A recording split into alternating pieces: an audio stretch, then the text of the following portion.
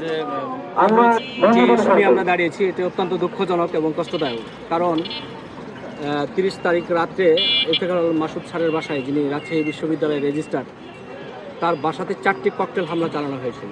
সে সময় গভীর রাত, পরিবারে তার স্ত্রী, শিশু সবাই ঘুমের মধ্যে ছিল।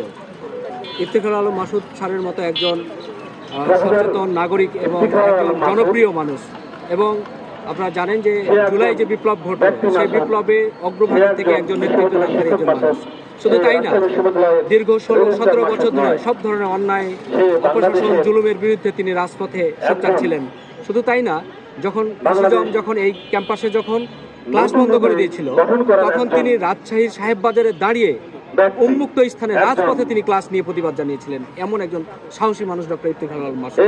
তার বাসায় আজকে প্রায় 10 দিন হতে চলল বোমা হামলার, এখন পর্যন্ত কোনো ধরনের ক্লু বের করতে পারেনি প্রশাসন এবং কাউকে গ্রেফতার করতে পারেনি। এটি অত্যন্ত অ্যালার্মিং।